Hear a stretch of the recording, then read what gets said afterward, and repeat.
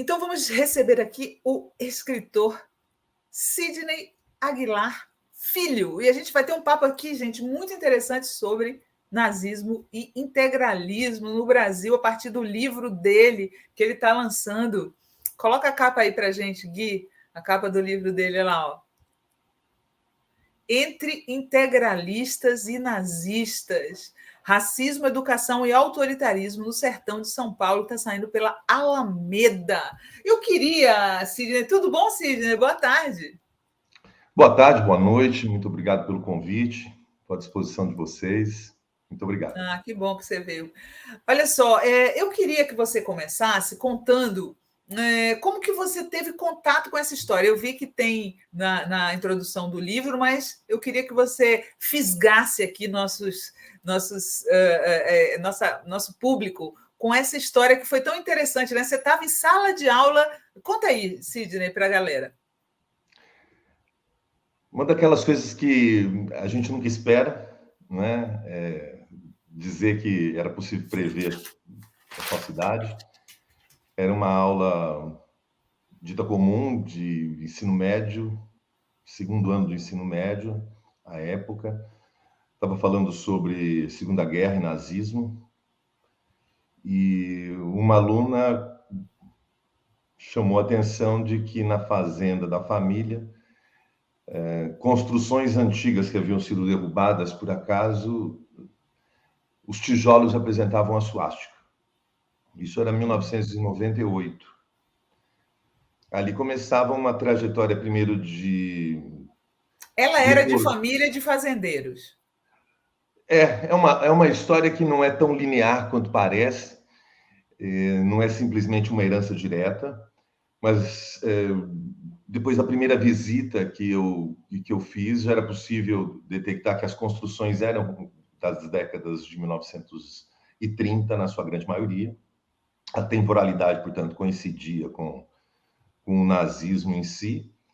Num primeiro momento, houve uma certa rejeição de minha parte em lidar com a questão, não era minha praia de pesquisa, não era um assunto que me agradava.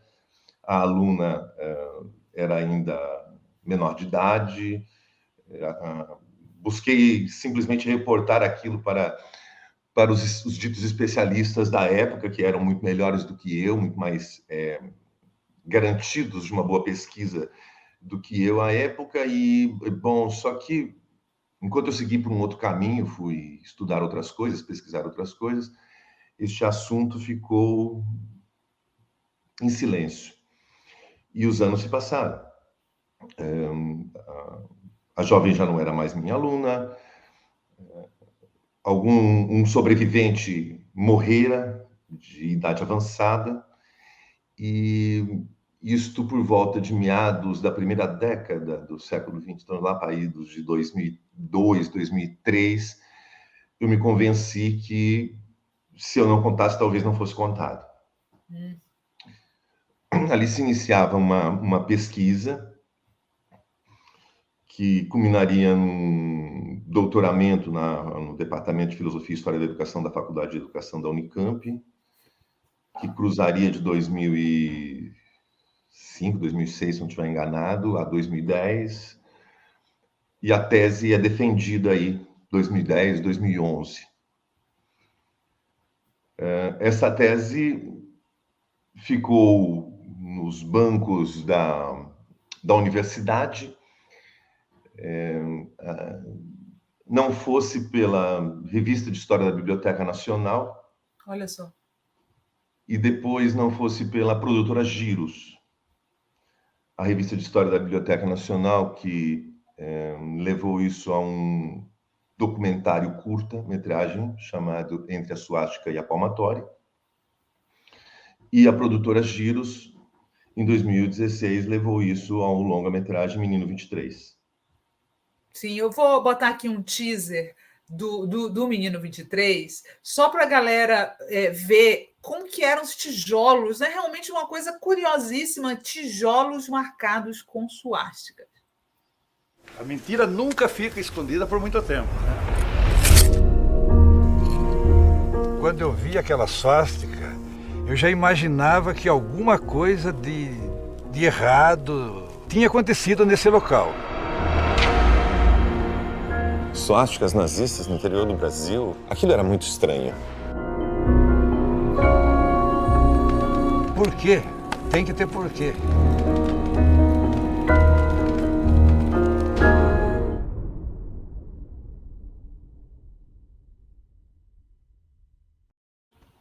Eu vi o filme, assisti o filme faz um tempinho, e é muito chocante toda a história, né? As crianças sendo tiradas de uma instituição de caridade, levadas para essa fazenda. Você esperava, quando você chegou lá, Sidney, encontrar sobreviventes disso? Olha, na primeira ida minha, isso ainda lá em 98, eu tive o prazer e a honra de conhecer seu Aloísio da Silva, um dos sobreviventes. Que é que está na capa do livro, né? Que é o que está na capa do livro. Maravilhoso. Seu Aloísio Silva. Aqui. Mas seu Roque Paturiz havia morrido. Seu Renato não dava entrevistas. E eu tinha, portanto, uma voz única a reportar os acontecimentos que envolviam a presença da cúpula da Ação Integralista Brasileira, que envolviam simpatizantes, adeptos e praticantes do nazismo, e que envolvia a transferência de 50 meninos negros da capital federal para o interior do estado de São Paulo. Capital Federal era o Rio, na época. 10 anos de cativeiro, trabalho escravo e quase nenhum estudo escolar. Então, esse primeiro contato com o sobrevivente foi, para mim, muito chocante, muito assombroso, muito surpreendente, muito traumatizante. E talvez parte daquele distanciamento que eu tenha tido de 98 até 2002, 2003, tivesse a ver também com uma enorme desconfiança sobre os acontecimentos e, ao só tempo, um enorme temor de não vitimizar mais uma vez a vítima, posto que era uma testemunha una naquele momento. Uhum. Então, ao longo de vários anos, o que eu busquei fazer, dentro dos meus limites, foi buscar outras documentações que pudessem dar suporte, ou não, aquela história que estava vindo à tona. Uhum. Foram alguns anos de pesquisa não metódica e depois muita pesquisa metódica já aí dentro, em regime de doutoramento na Unicamp. E o que acabou se apresentando era uma história que cruzava todos os limites da minha possível imaginação no início dela. E para e passo, a cada movimento meu, dúvidas e mais dúvidas, porque parecia uma história absolutamente... Bom, me lembrava ficção. Uhum. O que se mostrou ao longo do tempo foi posto que essas crianças estavam sob a guarda do Orfanato Católico Romão de Matos Duarte, da Irmandade de Misericórdia do Rio de Janeiro. Uhum. Estavam sob a guarda do juiz José Cândido de Albuquerque Melo Matos. E as transferências foram feitas com conhecimento público e fé pública. Mais do que isso, eu encontrei uma política da época, sustentada por uma bancada muito forte, racista, eugenista, na Assembleia Nacional Constituinte, e com bases importantes no primeiro escalão do governo do Estado varguista, no âmbito ministerial, de incentivar, fomentar, provocar, induzir esse tipo de prática. O que eu tinha, portanto, era uma capacidade documental de mostrar legalmente as ações de Estado, politicamente as ações de Estado, e tinha um caso que envolvia 50 meninos. E eu tinha... Qual que era o objetivo deles ao tirar os meninos de lá?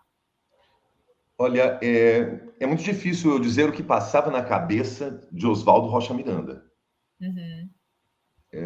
que foi o responsável por pegar estes 50 minutos, 50 meninos e levar para a sua fazenda. O que eu posso dizer é que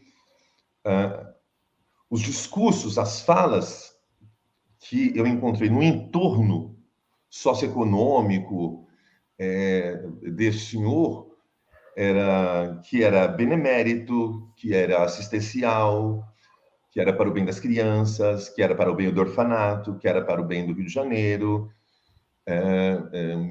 que aparece nos quadros dos beneméritos da Irmandade Misericórdia na Santa Casa do Rio de Janeiro, que aparece nas colunas de jornais. O que eu encontrei no depoimento do seu Aloysio, a princípio único, e no entorno da localidade onde o processo se dava, indicava, exploração do trabalho infantil e infanto-juvenil, características escravocratas,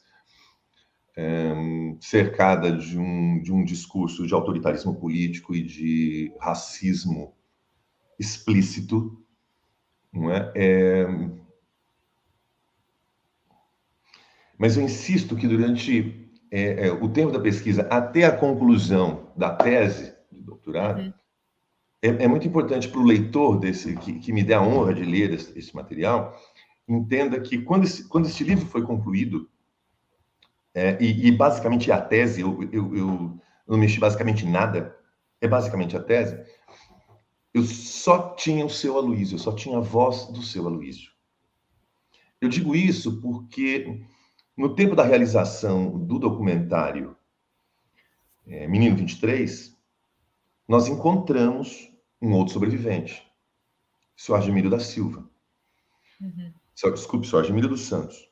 O senhor Argemiro dos Santos foi encontrado em Foz do Iguaçu, aposentado pela Marinha, que fugira da fazenda onde fora escravizado junto com os demais garotos, ainda na adolescência, e que nunca mais tivera contato com nenhum dos sobreviventes. E ainda assim relatou a história com uma verossimilhança absolutamente incrível ao seu Aloysio, e justaposta às documentações que havia encontrado.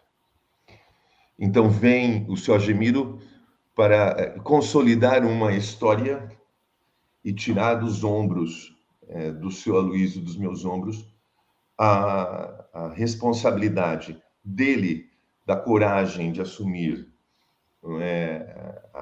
os traumas em público e lutar a favor da memória que ele tinha direito, e minha como pesquisador de não expor a vítima a um novo processo de vitimação.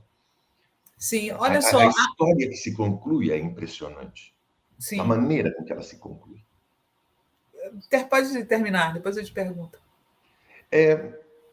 O que a época, talvez, a época da pesquisa, do doutorado, da escrita da obra, o que, obviamente, eu também não tinha a capacidade de perceber, não era me permitido, toda ciência é histórica, a história também é histórica, não é? Eu sei que é jargão, mas quando essa tese foi concluída, eu não podia prever nem que iria aparecer o senhor Argemiro dos Santos, nem que teria a Biblioteca Nacional, nem que teria a Giros, nem que teria o Menino 23, nem teria o Desfazenda, Me Enterrem Fora Desse Lugar, né, da Roberta Estrela Dalva, que também é uma reinterpretação desta obra.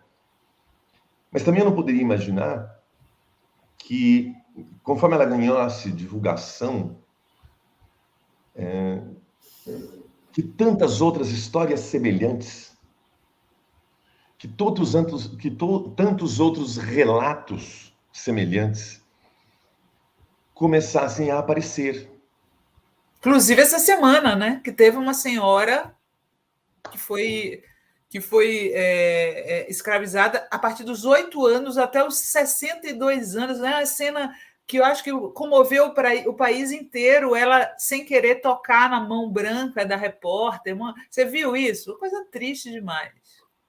Então, esta reflexão que crianças entre 9 e 11 anos de idade, retirados dos seus espaços, sejam familiares, sejam de instituições, de colégios, de orfanatos, transferidos para outros lugares, sob o discurso assistencialista, para fins de exploração, e com esta característica, não é, de meninos em direção à roça ou em direção a determinados tipos de trabalhos de meninos, da mesma perspectiva que meninas retiradas com esse discurso assistencial para fazer trabalho de meninas, e aqui entenda trabalhos domésticos.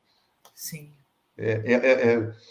Ao longo dos anos que eu fui apresentando o Menino 23, os documentários, a tese, as pesquisas, as reportagens, as histórias, as narrativas foram se multiplicando. Desculpe. Quando lá, portanto, na defesa da tese, eu defendi que nós tivemos no Brasil, na década de 1930, políticas de Estado eugenistas. Eu tinha te perguntar isso.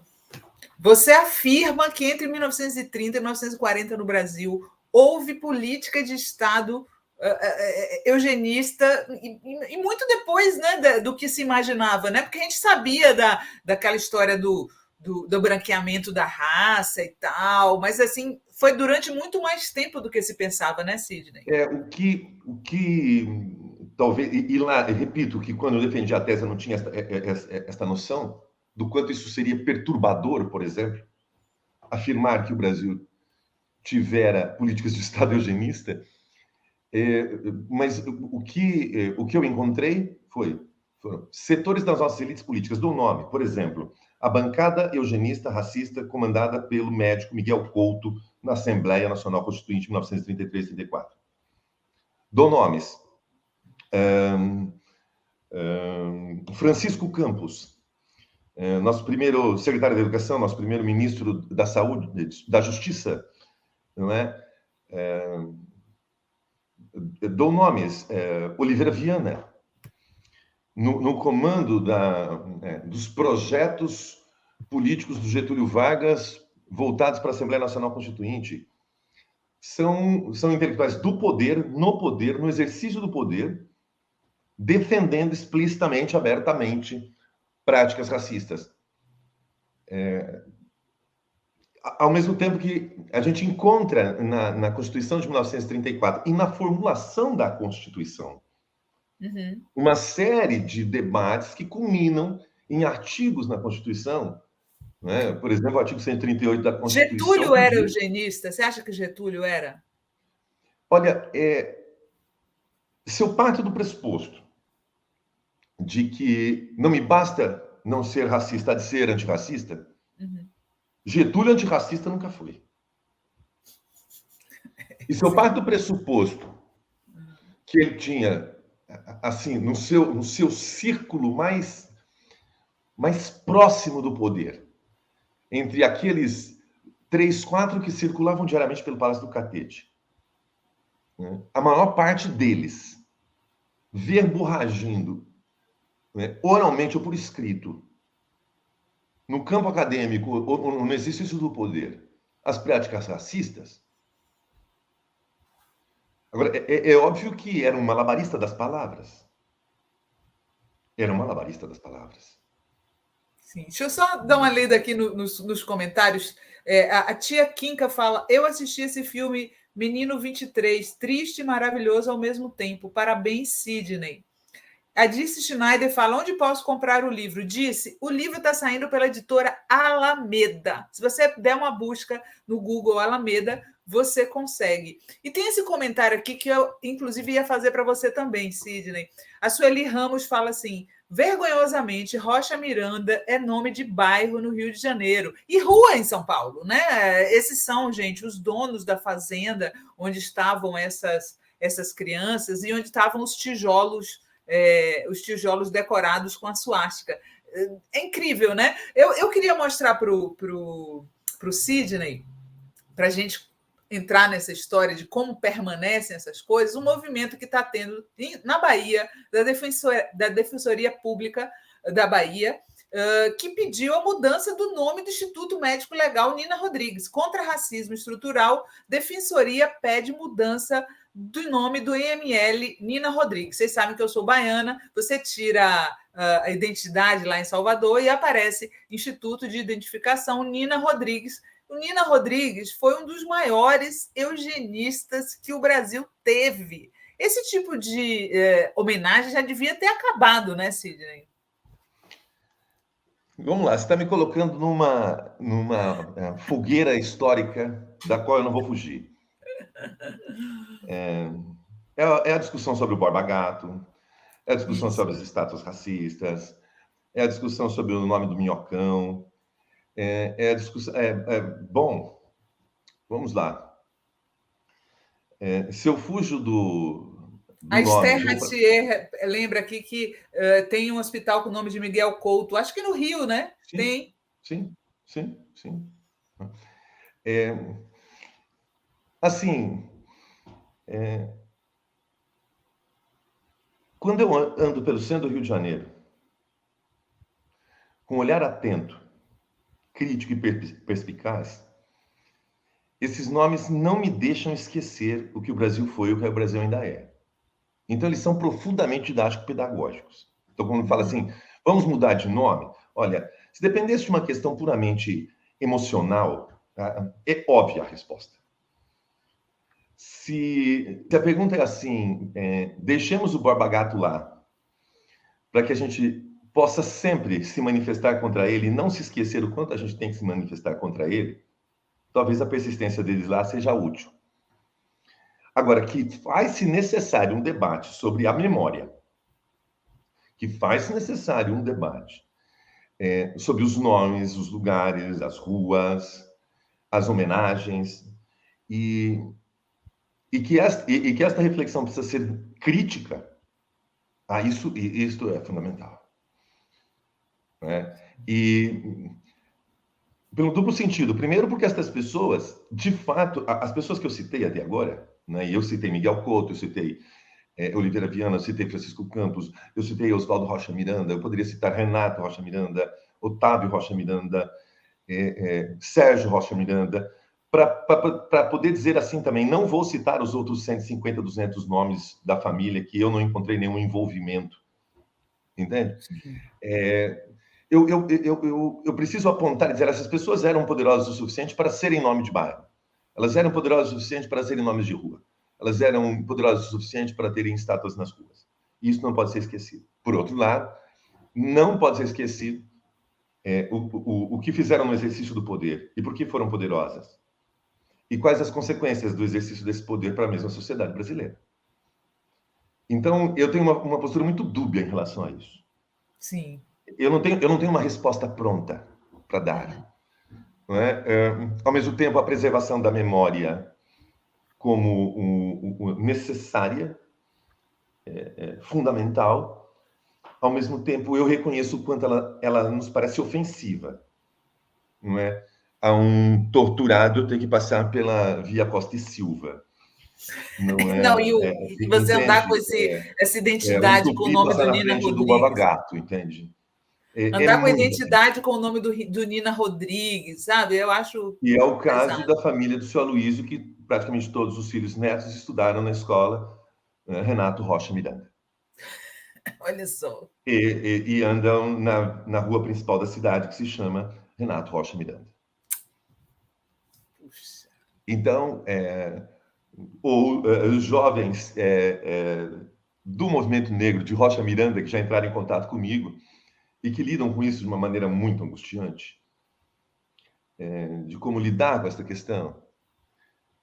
E quando eu vejo, por exemplo, o movimento jovem de Rocha Miranda falando em vamos mudar o nome, ou quando eu vejo, por exemplo, o movimento estudantil da Universidade Federal de São Carlos, Campus Buri, que fala em vamos mudar o nome da rua, ou vamos fazer alguma coisa nesse sentido, eu não sei o que dizer para eles, se devemos ou não devemos mudar, mas eu bato palma para a discussão. Eu fico muito feliz com a discussão, porque esse debate ele é muito importante. Importante demais. Eu fico muito orgulhoso, de alguma maneira, poder participar dele, mesmo que de viés, assim. A Natália Teixeira fala: durante o Estado Novo, as trabalhadoras domésticas eram obrigadas a tirar um equivalente à carteira de trabalho nas delegacias de polícia. Tinha muita coisa assim, né? Você fala no livro, logo no começo, ainda não li seu livro todo, né? Porque é sempre tudo tão corrido, mas eu dei uma olhada nele ontem e eu fiquei muito impressionada quando você fala de como as teorias de Darwin foram utilizadas por essa galera, né? E se criou essa história do darwinismo social, que era uma coisa que o Darwin não aceitava, né? Não aceitava isso. No final do século XIX, uma das lógicas epistêmicas, uma das filosofias sociológicas mais arraigadas, tanto na Europa, mas sobretudo aqui no Brasil, tinha um fundamento positivista, por vezes durkheimiano, por vezes não, mas todo embebido de mecanicismo, de biologismo, de medicalismo, e toda uma narrativa, toda ela biologizada, sistematizada, estruturada, organizada, não é? De célula social, função social, todo aquele discurso médico-biológico. E uma das facetas mais cruentas desta percepção é aquela que está de mãos dadas com a ideologia do imperialismo e a ideologia do escravismo tardio em algumas regiões da América. Esta ideia de uma race, não é, de uma corrida entre raças, ou de uma corrida dentro de uma mesma raça em busca da melhor raça ou do melhor indivíduo dentro de uma raça, e esta lógica da disputa entre as raças, essa raciologia racista, era uma das formas mais trágicas, ideológicas, no sentido mais estreito da palavra, de inversão da realidade, de justificar o imperialismo, de justificar a exploração da classe trabalhadora na Europa, de justificar a escravidão. Não é? O eugenismo é a própria ideologia do racismo. Então, quando nós pegamos países como o Brasil, com a sua escravidão tardia, quando estas ideologias, eu vou usar no plural porque existem várias vertentes, lamarquismo social, darwinismo social, davenportismos e mendelismos sociais, há toda uma engenharia social, uma engenharia biológica, uma engenharia racista. Esses senhores, eu falo senhores porque eram homens, né? Esses senhores se colocavam como engenheiros sociais, não é? Engenheiros biológicos, assim, né? Nesse sentido de vamos construir o mundo melhor pela raça melhor, né? Entende? E, bom, quando esse tipo de narrativa chega num país de escravidão tardia, como no Brasil, como nos Estados Unidos, bom, ele se encaixa como uma luva, não é? Para aqueles que, obviamente, querem justificar o injustificável. Sim, que eles queriam justificar os problemas brasileiros dizendo que a gente era uma raça inferior, né? Quantas vezes eles não utilizaram isso para justificar os fracassos brasileiros, jogando isso na sociedade mestiça, no negro, no índio? Outro dia o Mourão fez isso. Olha, eu vou pedir licença porque eu vou fechar a porta, porque até agora eu era o pai que estava cuidando dos meninos. Agora chegou a mãe. Então eu vou fechar a porta. Espere, coisas de ao vivo. Deixa eu, enquanto isso, achar aqui a frase do Mourão. Aqui, já estou aqui de volta. Deixa eu só achar a frase do Mourão, porque eu gosto de refrescar a memória das pessoas, sabe? Olha, a ideia da degeneração, Gobineau, Arthur de Gobineau, né, Agassiz, né, nomes que eu aprendi a prestar atenção e a ter um certo asco também, não é? Com maravilhosa Diógenes Aragão Santos, que me ensinou isso. Quando a gente pega lá os textos do Gobineau e do Agassiz falando sobre o Brasil na segunda metade do século XIX, né? O discurso é assim, Olha, o máximo que a gente vai chegar em alguma coisa bem mais ou menos como nação, porque, nossa, nós somos muito índios, nós somos muito negros. Nossa, a mistura é ruim. Deixa eu só ler Precisa a frase do para ter Mourão. alguma chance de ser alguma coisa. Esta lógica é a lógica que vai justificar o baixo salário, é a lógica que vai justificar a escravidão, é a lógica que vai justificar, sabe, o discurso misógino que vai justificar o menor salário da mulher negra. Esta lógica que chega no Brasil no final do século XIX e impregna essa narrativa ideológica escravocrata, ela se arrasta no século XX.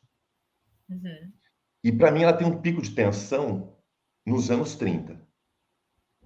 Ela tem um pico de tensão ali, porque existe uma mundialidade, existe uma totalidade, né? Nazifascismo se espalha pelo mundo afora, então existe uma mundialidade nesse processo. Mas também eu verifiquei que esse período que nós temos a primeira e a segunda geração de populações não brancas, e aqui eu estou discutindo a branquitude, não é? Eu estou colocando em pauta a questão da branquitude, e que estes não brancos, muitos deles não eram filhos de escravizados, não eram netos de escravizados, eram muitas vezes livres há gerações e gerações. Outros eram primeira, segunda geração de escravizados no século XIX. Mas o fato é que nós temos a primeira e a segunda geração de populações não negras que não viviam sob a jurisprudência da escravidão. E isto criou mecanismos de possibilidade de ascensão social no modelo burguês capitalista, de ocupação de espaços em áreas de resistência política das mais diversas, de se apresentar dentro de um cenário artístico-cultural cada vez mais consolidado, e é óbvio que isso incomodou. Então, esta geração das camadas médias urbanas, entenda ricos ou novos ricos, e da elite de origem aristocrática, viam neste aumento da presença do negro no cotidiano como visivelmente uma ameaça a ser combatida. Esse é o caldo cultural dos anos 30 e 40. Uhum. Cara de luta de classe, com discurso racista, que lembrava os tempos da escravidão da segunda metade do século XIX, com todo o discurso eugenista, agora travestido de nazismo. Agora travestido desse termo eugenia, agora travestido dessas políticas de Estado eugenistas. Olha só, o Mourão, a frase do Mourão, gente, era assim, ó. Temos uma herança cultural. Essa herança do privilégio é uma herança ibérica. Temos uma certa herança da indolência que vem da cultura indígena. Isso porque o Mourão se autodeclara indígena, hein? Eu sou indígena, meu pai é amazonense. E a malandragem é oriunda dos africanos. Isso Infelizmente, muita gente pensa como ele, né, Cid? Isso é Nina Rodrigues. Nina Rodrigues. No Africanos do Brasil, ele faz um trabalho de levantamento antropológico que a gente tem que tirar o chapéu. Para concluir ao final, a tendência do homem negro ao roubo, ao latrocínio e ao estupro. Isso é Nina Rodrigues. Esse é o último capítulo do Africanos no Brasil. Uhum. Nossa, que horror. Agora há pouco você estava me perguntando sobre a mudança do nome lá do Nina Rodrigues, do Instituto IML. Bom, ele que trouxe, ele que criou a medicina legal no Brasil. É interessante notar que a medicina legal para o Nina Rodrigues não é uma medicina que busca amparar a investigação pós-crime. A medicina legal do Nina Rodrigues é a propositura de prevenção ao crime através de políticas, né, que possam antever a prática criminosa. É uma coisa meio Minority Report. Entende? Então, se determinados tipos têm É uma lombroso, propensão ao né? crime, o foco da segurança deve ser nesta direção. Exato. Ou seja, perseguir o negro, essa história do que o negro é suspeito vem daí, né? O negro é suspeito, um negro na rua já é suspeito por si só, por ser negro, vem dessa concepção Não vem eugenista. daí, mas passa necessariamente por aí. Sim. Principalmente na formação de médicos até os anos 50. Juristas, direito, até os anos 70. Segurança pública em alguns lugares até hoje.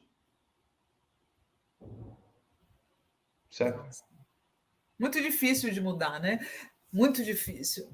Essa concepção do Mourão, muita gente no Brasil tem. Essa é a verdade, né, Sidney? Eu não sei quantificar. O que eu posso dizer a você é que no filme Menino 23 tem uma passagem que eu digo que os anos 30 e os anos 40 foi o período mais racista no Brasil. Aí, alguns anos depois, isso 2, 3 anos depois, deve ser 2018, eu estava passando esse filme e discutindo esse filme num lugar, acho que foi no SEDES, eu não estou me lembrando exatamente, mas levantou uma moça e disse, olha, parabéns, etc, etc, etc, mas eu gostaria de levantar uma questão. Eu tenho dúvidas se os anos 30 e 40 foi, de fato, o período mais racista no Brasil. Olhando para o Brasil de hoje, eu tenho dúvidas. Ela me disse. Né? Desde lá até hoje, eu faço essa ressalva. Eu não sei se os anos 30 e 40 foi o período mais racista no Brasil. Então, foi um período, foi um pico, sem dúvida, de tensão. Meus estudos atuais giram nos anos da década de 1970. Ai, ai, ai. Eu já começo, às vezes, a me perguntar se não foi nos anos 70. Aí eu chego e vejo uma jovem, super cabeça, me alertando. Fala, olha hoje. Então, o que eu posso te responder é assim, minha pesquisa não é uma pesquisa contemporânea, não é uma pesquisa sociológica, eu não consigo afirmar sobre o hoje. Eu preciso de uns 40, 50 anos para poder entender o processo, sabe? O meu métier é esse. Mas, de fato, o desenvergonhamento dos racistas no Brasil, do golpe para cá, é impressionante. Sim. Uma espécie de Saíram do armário, né? Orgulho de ser. Orgulho de ser. E isso me lembra muito os anos 30. Uhum. Isso me lembra muito, assim, Miguel Couto, Oliveira Viana batendo no peito e dizendo, eu sou mesmo, orgulhosamente, porque isto é modernidade e ciência. Entende? E isso me incomoda. Me incomoda profundamente. Imagine a quem é o foco direto da violência. O Tiranossauros Rex aqui, nosso seguidor, nosso público aqui, está falando, sou negro e sou seguido por seguranças em qualquer supermercado ou loja de departamento que entro. Essa é a realidade, né, Tiranossauros, de muita gente negra no Brasil. Aquele rapaz que foi indenizado recentemente pela Zara por ter entrado lá e queriam dizer que a mochila que ele estava não era dele. Baseado em quê? Apenas no fenótipo, né? Não pode dizer que foi porque ele parecia pobre, nada disso. É simplesmente porque o cara era negro, né, Sidney? Mesmo tirando todos os filtros de classe, todos os filtros de bacharelismos possíveis, faça o filtro que fizer, não dá para negar a presença de um racismo institucional e imaginário. Triste. Isto é perceptível. Não dá para negar. Olha só, eu queria agradecer aqui a nova membra do nosso canal, a Vânia, que ficou aqui me provocando. Eu tive uma discussão muito grande essa semana com essa história da proibição das caixas de som nas praias do Rio, sabe, Sidney? Eu não sou. Aí ficou parecendo que eu era a favor do som alto, mas o que preocupa é quem é que a polícia vai fiscalizar. Eu sempre me preocupo quem é que a polícia vai fiscalizar. Você bota a polícia na areia da praia lotada, para fiscalizar quem é e quem não, quem está e quem não está com uma caixa de som, a gente já sabe para quem é que vai sobrar esse tipo de política, né? E eu não acredito na proibição, sabe? Eu acho que o Estado não tem esse papel. Eu acho que o Estado devia educar, né? Botar placas e dizer, olha, está sujeito a multa, né? Você pode baixar o seu som. Enfim, foi contra isso, mas eu fui massacrada, viu? Fui massacrada, porque eu falei contra a proibição. Esse debate... Olha, nós estamos vivendo um momento, por vezes, difícil de confrontar ideias, porque quase sempre isso caminha numa direção de maniqueísmo. Não estou dizendo que é o caso, certo? Até porque eu não conheço o seu embate aí. Mas há um tensionamento muito difícil. Há um maniqueísmo que eu acredito que daqui para os próximos meses tenderá a se ampliar significativamente. Eu estava ouvindo a entrevista anterior aí, este caminho de uma convergência, de um possível centrão em direção à esquerda, conforme caminha a eleição, para uma provável eleição do candidato do Partido dos Trabalhadores. Mas a gente não pode esquecer que daqui até lá vai ter muita gente procurando justificativa para criar confusão e aparecer. E o extremismo me preocupa profundamente, porque também sei, assim como você, e concordo com você, que também serão as vítimas desse extremismo.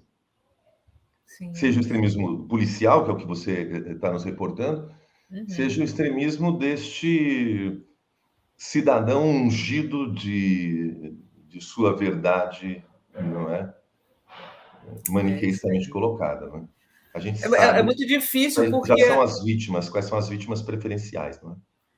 Por que as pessoas elas não conseguem discordar sem agredir, né? Eu conversei com todo mundo lá, mas os argumentos eram muito brutais, assim. Você não mora no Rio, então você não tem lugar de fala. Coisa desse tipo. Olha só, tem um superchat aqui do Nenê Geolage falando, ótima entrevista. O Sidney, eu estou aprendendo muito aqui com ele. Nossa, o livro dele é muito bom. Vamos colocar a capa do livro de novo aqui para a galera ver, Gui? Entre integralistas e nazistas. Eu queria mostrar, Sidney, uma matéria que também saiu aqui na revista Fórum essa semana, sobre pichações nazistas, justamente na sua universidade, na Unicamp, né? Onde você fez a sua tese. Alunos cobrem pichações nazistas na Unicamp e associam crime a Bolsonaro. Lixo da história. Direção do Instituto de Filosofia e Ciências Humanas acionou a polícia para investigar a pichação na universidade. Estudantes alertam para a ascensão do neonazismo sobre o governo Bolsonaro. A Adriana Dias, que está sempre aqui colaborando com a gente, Sidney, ela está sempre chamando a atenção para o crescimento dos grupos neonazistas no Brasil, desde que o Bolsonaro assumiu o poder. Você acha que de fato, tem um recrudescimento desse movimento hoje?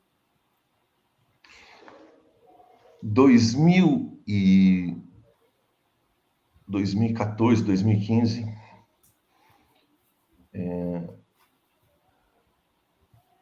a Polícia Federal detectou mais de 250 mil endereços eletrônicos ligados a isso. Na época, calculava que mais de 70% eram menores de idade. Eles cresceram. Certo? Eles cresceram. E é uma realidade com que nós temos que lidar com. Agora, a gente tem que sempre se lembrar que, por exemplo, aí nós estamos falando do campo do crime hediondo, do crime inafiançável, da barbárie.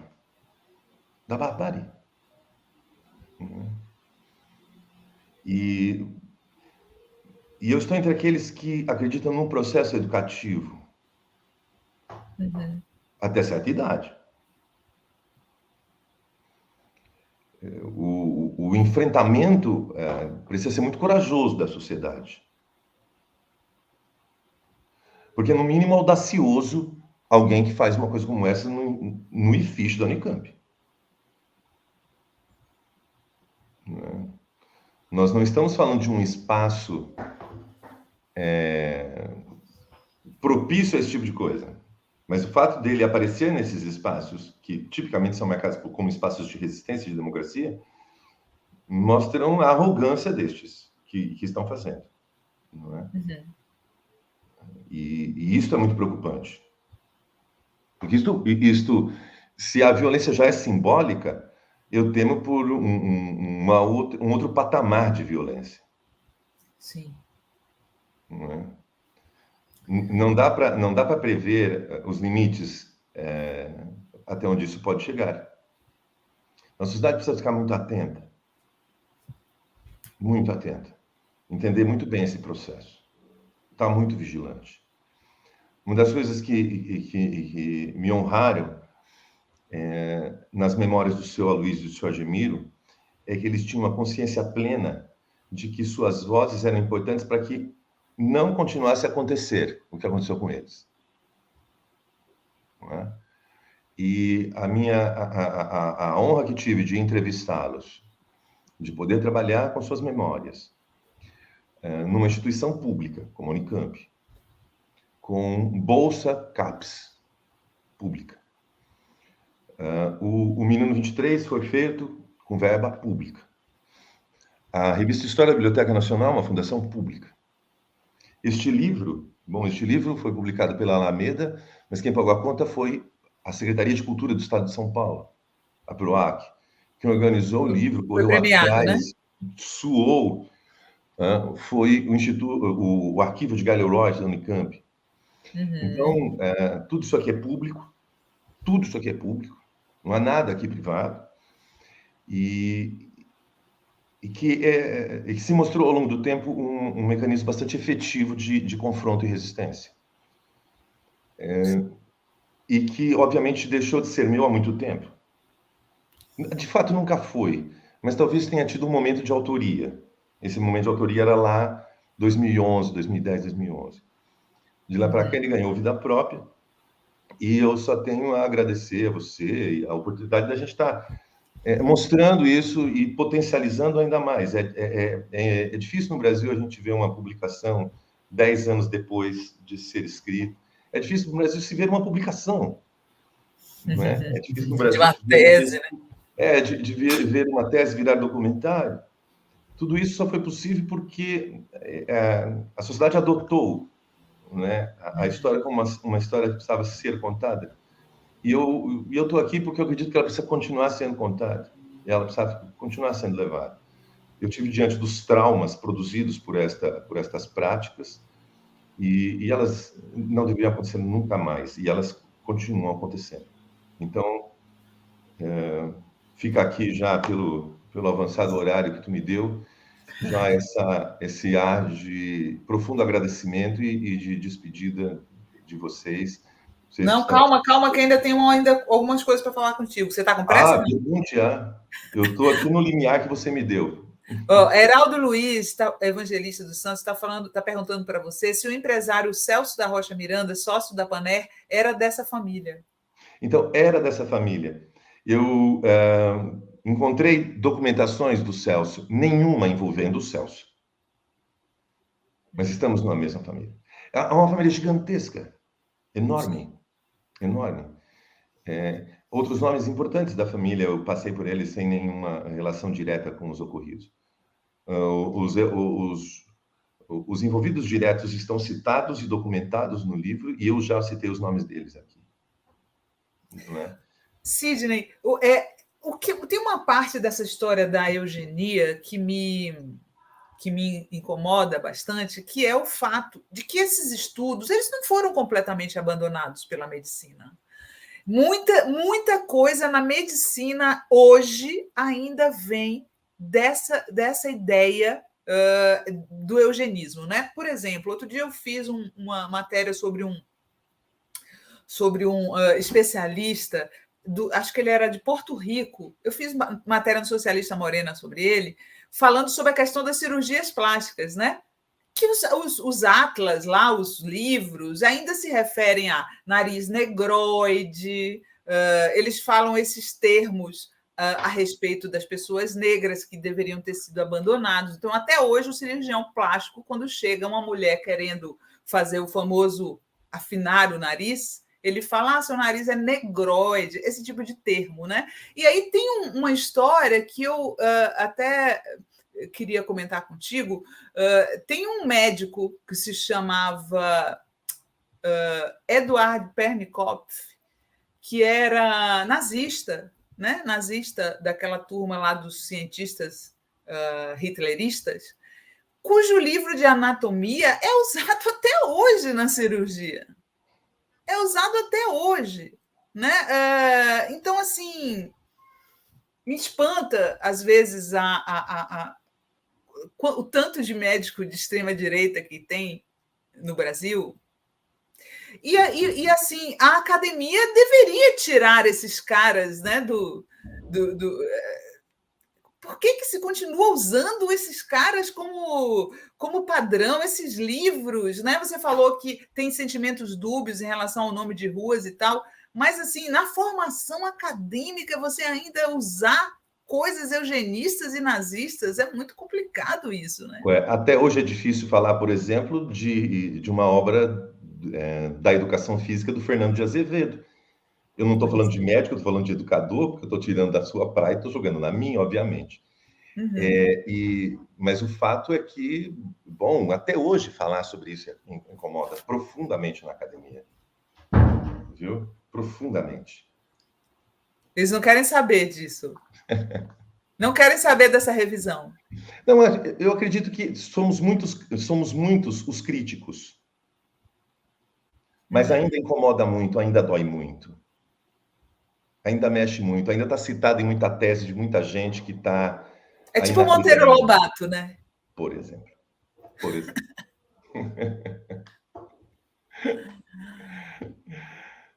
É complicado. Eu fiquei chocada de saber isso, né? Porque eu estava estudando a história do autismo, né? Você vê que tem alguns movimentos aí do governo federal de tirar a educação especial das crianças que estão no transtorno de espectro autista, que é o nome que eles preferem usar hoje, né? A sigla TEA para transtorno do espectro autista, porque é enorme e tal, né? Entra muita gente. E aí, essa acepção que a gente pensava que era boa, do Asperger, que é o autista menos severo, na verdade, é rejeitada porque o Asperger era nazista. E ele mandou para a Câmara de Gás os autistas que não eram severos, ou que eram severos, né? Ele mandou para a Câmara de Gás os autistas severos e os que não eram severos têm o nome de Asperger. Então, as pessoas, sabendo dessa história, não querem mais chamar as crianças que estão na TEA menos severa de Asperger por conta do passado nazista do cara. Então, assim, essas coisas têm que ser revistas, né? Sim, por isso que eu disse, a discussão sobre a questão da memória é importante. Mais do que em si dizer se devemos abandonar ou não, o debate precisa estar pronto. O debate precisa acontecer. Entende? O confronto de ideias precisa acontecer.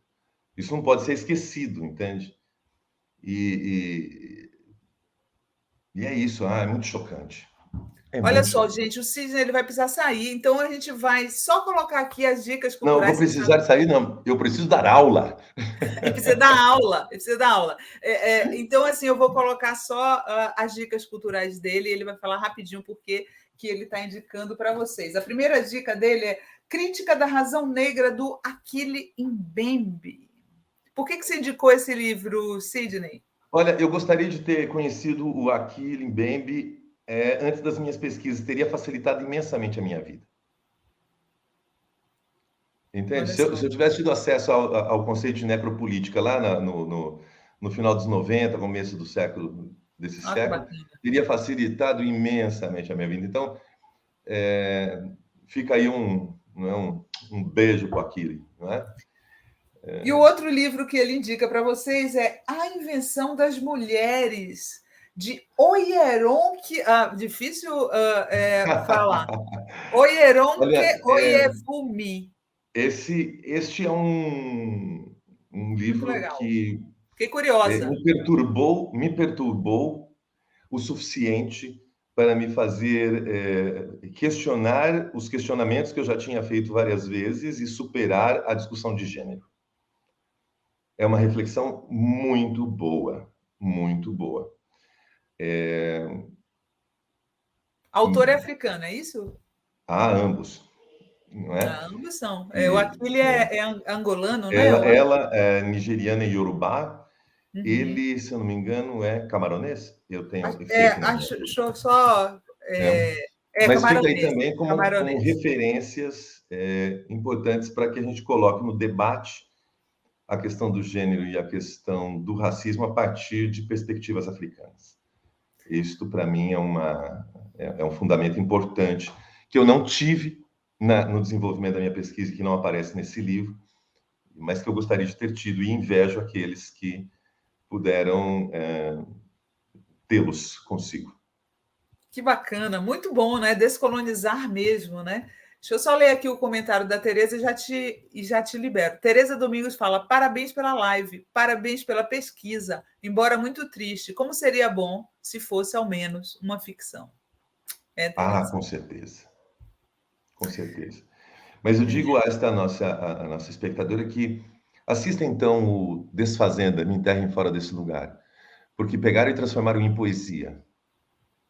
E aí coisas incríveis também puderam ser colocadas e pensadas e refletidas. Desfazenda é você falou Roberta Estrela Dalva. Da Roberta Estrela Dalva. É a outra dica aí do Sidney. Sidney, muito obrigado. Foi um prazerzão conversar com você. O prazer foi meu, volte fiquei encantado. Sempre. Pô, super lisonjeado, viu? Ai, que bom, foi ótimo. Estarei sempre à disposição de você, Sinara, da revista Fórum, né? E profundo agradecimento a todos e a todas. Escreva artigos para a gente quando você quiser, viu? Beijão, Poxa, querido. já aceitei o convite. Tá bom. Bom final de semana.